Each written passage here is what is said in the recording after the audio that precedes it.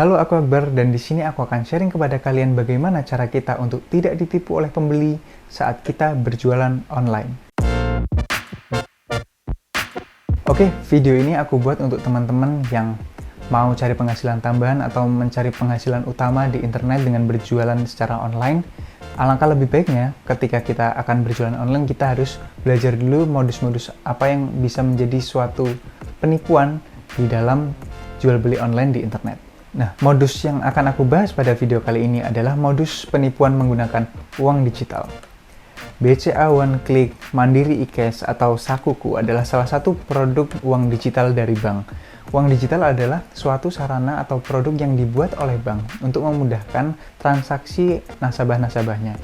Namun, seiring berjalannya waktu, banyak nasabah yang menyalahgunakan fungsi-fungsi dari uang digital itu untuk melakukan penipuan. Biasanya, mereka akan menggunakan modus ini untuk berbelanja secara online, dan mereka akan mengirimkan bukti transfer yang palsu, namun terlihat cukup asli. Nah, lalu mereka akan meminta nomor yang ada di kartu ATM kita. Biasanya ada 16 digit. Nah, atau bisa juga mereka akan memberikan instruksi-instruksi kepada kita untuk melakukan suatu pengaturan di ATM yang akan memberikan akses kepada mereka untuk menyedot uang kita. Jadi kita akan memberikan izin ke bank untuk rekening kita boleh disedot oleh si penipu itu.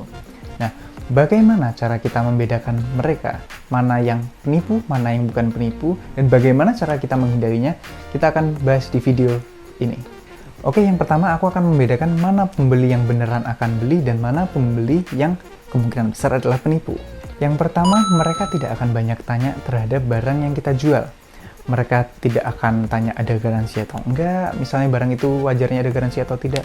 Mereka nggak akan begitu tanya tentang ukurannya, mereka nggak akan banyak tentang apa, dan mereka bahkan tidak akan mencoba menawar. Biasanya seperti itu, ada juga yang menawar. Kenapa? Karena mereka hanya ingin bertransaksi terhadap kita. Mereka tidak benar-benar ingin barang yang kita punya. Mereka hanya ingin untuk membuat kita melakukan pembukaan akses untuk mereka menyedot uang dari ATM kita ke ATM mereka. Yang kedua, hasil pengalamanku pribadi, mereka kadang lupa apa yang mereka mau beli. Nah, jadi mereka sendiri pun kadang lupa produk apa yang mereka mau beli. Biasanya akan ada chat seperti ini. Mas, mau beli sepatu dong? Aku kan jualan sepatu. Terus aku tanya, mau sepatu yang mana? Yang Adidas. Padahal banyak dong Adidas. Lalu aku punya feeling kalau orang itu mau coba tipu aku. Lalu aku kirim, mau Adidas yang ini kak? Aku kirim random, aku ambil foto asal dari internet, aku kirim ke dia. Mau foto yang ini kak? Terus dijawab sama masnya, iya. Padahal aku sama sekali nggak iklan tentang sepatu itu. Dan aku jawab dong ke penipunya, loh saya nggak jualan sepatu ini mas. Terus dan tiba-tiba dia blok aku seketika. Dan itu udah jelas sih itu penipu, cuman dia nggak mau ngobrol panjang lagi sama aku, seperti itu. Yang ketiga, dia punya format alamat sendiri. Biasanya kalau penjual yang sudah sering berjualan, biasanya punya format sendiri. Tolong isi lengkapi alamat di bawah ini. Nama, alamat, nomor HP, dan lain-lain. Nah, biasanya nanti si pembeli akan mengisi format tersebut. Namun biasanya jika penipu, mereka sudah punya format sendiri. Mereka sudah paste bisa langsung dikirim ke kita tanpa pakai format yang kita punya. Dan biasanya lengkap banget. Nah, belum tentu orang yang begitu adalah orang yang menipu. Biasanya seperti aku orang yang suka banget belanja online, aku apa-apa beli online, itu aku punya format sendiri, biar apa? Biar cepet, biar aku tinggal copy paste. Itu biasanya antara aku yang sangat sering belanja online, atau aku yang sangat sering mencoba menipu. Gelagat pembeli tidak wajar. Pernah suatu hari aku ada suatu tawaran dari online, orang itu secara cepat, seperti di step-step pertama, mereka nggak tanya apa-apa, tapi tetap aku layani. Lalu pada sampai akhirnya dia transfer ke aku dengan bukti transfer yang palsu. Nah, di bukti transfer yang palsu itu, aku cek dong ke rekeningku, ternyata tidak ada. Ya sudah, aku bilang ke pembelinya, kak ini nggak ada, jadi harus ditransfer, karena uangnya tidak masuk ke ATM-ku. Lalu dia bersikeras, saya sudah transfer kak, ini caranya harus begini. Dan dia menginstruksikan aku untuk ke ATM dan melakukan pencairan. Padahal itu sebenarnya melakukan penipuan, harusnya membuat aku memberikan akses kepada dia. Dan dia mencurigakannya adalah dia mengirimkan foto KTP-nya dia kepada aku. Nah, sebagai tanda kalau dia tuh jujur orangnya. Dia mau tanggung jawab, nih aku kasih foto KTP ku. Yang menurutku itu sepertinya yang dikasih pun bahkan bukan foto KTP-nya dia. Mungkin foto KTP orang dia nemu di internet lalu dia dikirim. Kan kasihan kan, foto KTP orang kok disebar-sebar untuk penipuan. Seperti itu. Jadi gelagat yang seperti itu 99% biasanya untuk nipu. Kalau kalian punya calon pembeli yang seperti itu, lebih baik skip aja, cari pembeli yang lain. Yang kelima adalah pembeli tidak mau COD atau ketemuan. Nah, biasanya kalau misalnya kita akan ditipu, biasanya itu tidak pernah COD. Itu pasti barangnya akan dikirim. Karena apa? Karena sebenarnya pembelinya tidak mau barangnya kita juga. Dia cuma mau kita membuka akses untuk dia nyedot uang yang ada di ATM-nya kita. Jadi hampir tidak mungkin dia mau COD dengan kita. Oke, setelah kita tahu mana yang asli dan yang tidak, nah sekarang bagaimana cara kita menghindarinya kalau mereka sama sekali tidak terlihat kalau mereka adalah penipu. Kita tidak bisa membedakan mana yang penipu, mana yang enggak.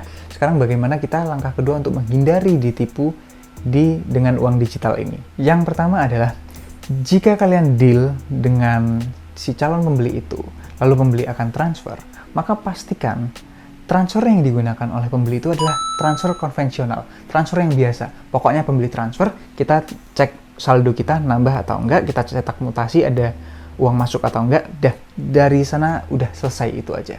Jangan mau kalau kalian disuruh untuk Kak, saya menggunakan metode ini, kakak harus gini. Kak, saya menggunakan metode ini, harus ini. Kak, saya harus tahu 16 digit kode yang ada di kartu ATM kakak, segala macam. Jangan mau.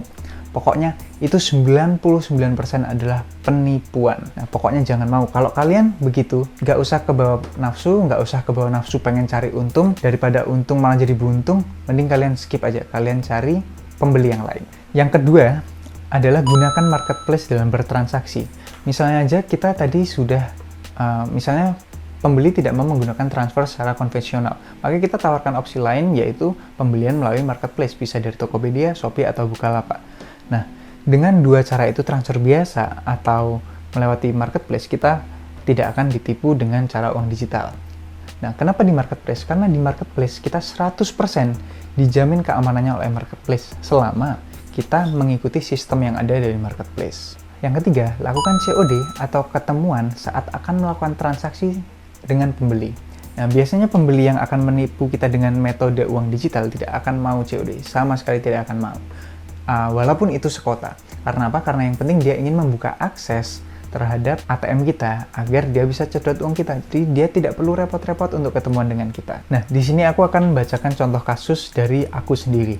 Jadi ceritanya kayak gini. Jadi ada orang yang chat aku, Kak, saya mau minat beli jaket. Dia kasih link yang aku jual di OLX, dan lalu aku tanya, ukurannya sudah disesuaikan dengan size chart. Dia pokoknya kasih emoticon gini kan. Ongkir sama totalnya berapa? Dia sama sekali nggak tanya tentang detail, Kak, ini ada rusaknya atau enggak, ini original atau enggak, atau ini cuma ada warna ini. Pokoknya langsung lurus aja, langsung maunya tuh ongkir sama totalan aja. Lalu aku kasih format. Mohon isi format lokasi pengiriman, nama, alamat, nomor HP. Nah, biasanya kalau aku dengan konsumenku yang lain, mereka akan ngisi di situ. Tapi orang ini dia kasih lengkap banget, nama, alamat, RT RW, desa, pokoknya alamatnya lengkap banget. Itu memanjakan banget untuk si penjual. Tapi formatnya beda, kayak seakan-akan dia udah sering belanja online. Sekali lagi bisa jadi sih si orang ini adalah orang yang jujur, tapi karena mungkin dia saking seringnya belanja online, lalu dia punya format sendiri, jadi saat dia mau belanja dia nggak perlu repot-repot ngetik lagi, itu bisa aja. Tapi banyak juga yang digunakan sebagai penipu. Dan biasanya juga yang ada di sini adalah bukan nama asli dia, bukan nomor asli dia. Jadi bisa jadi alamat orang lain. Kasian banget nih, orang lain yang alamatnya dipakai untuk jadi modus penipuan seperti itu. Ya, aku lanjutin aja dong. Jadinya totalnya ini plus ini jadi segini. Oke, nggak ditawar sekali lagi. Biasanya udah totalan terus nggak free ongkir, Kak. Itu dia nggak tanya sama sekali.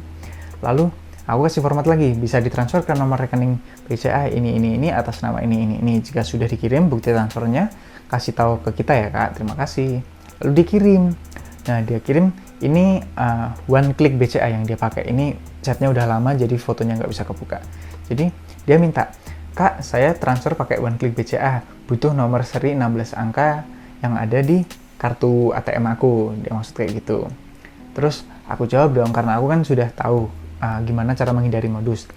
Hanya menerima transfer biasa, Kak. Nggak bisa, Kak, soalnya saldo saya ada di one click semua, Kak.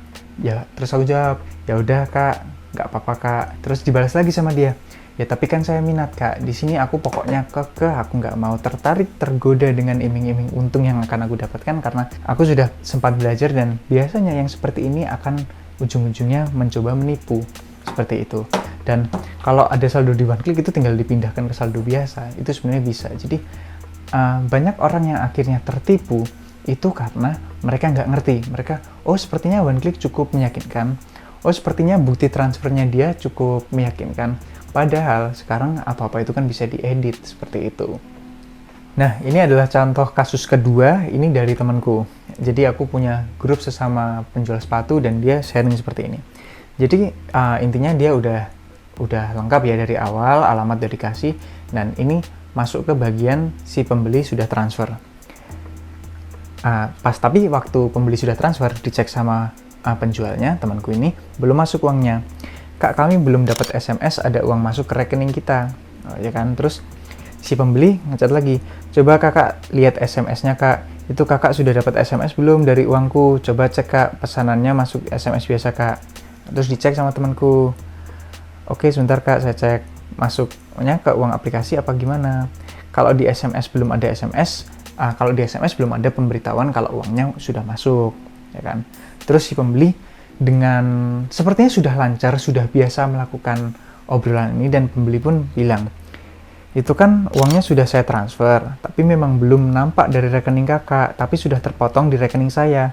Itu tinggal kakak verifikasi aja, kalau udah diverifikasi itu uangnya otomatis langsung masuk ke rekening kakak. Nah, itu kakak sudah ngerti belum cara verifikasinya? Dia menawarkan kita untuk memverifikasi bagaimana kita mencairkan uang yang sudah ditransfer dia. Padahal yang kita verifikasi adalah kita memberikan izin kepada bank untuk dia nyedot uang yang ada di ATM kita. Nah, itu yang dia incar. Terus dibalas lagi sama temanku, sebentar ya kak, kami masih menunggu ada pemberitahuan uang masuk di aplikasi mandirinya. Dibalas lagi, dia tekan dong sama pembelinya dong, sama si penipunya dong. Itu harus diverifikasikan dulu kak, kalau sudah diverifikasikan baru ada pemberitahuan uang masuk ke rekeningnya kakak. Nah, dibalas lagi, mohon maaf verifikasinya bagaimana maksudnya kak, ini temanku waktu itu belum tahu modus seperti ini. Dibalas lagi sama pembelinya, ini pembelinya udah lancar banget sih, ini kayaknya setiap hari dia udah melakukan percobaan untuk nipu-nipu orang. Itu kakak verifikasinya lewat mesin ATM kak, tapi kalau pakai M-Banking juga bisa. Itu kakak sudah ngerti belum cara verifikasi atau pencairan dananya kak? Kalau kakak belum ngerti kalau kakak belum ngerti, biar saya bantu caranya. Kalau kakak belum ngerti caranya, saya bantu aja kak, biar nggak ada kesalahpahaman. Bisa kakak ke mesin ATM-nya sekarang kak buat verifikasi untuk pencairannya. Nah, pokoknya segala macam cara akan digunakan oleh si pembeli itu untuk meyakinkan kepada si penjual untuk memberikan verifikasi, untuk memberikan perizinan yang embel-embelnya adalah perizinan untuk mencairkan dana.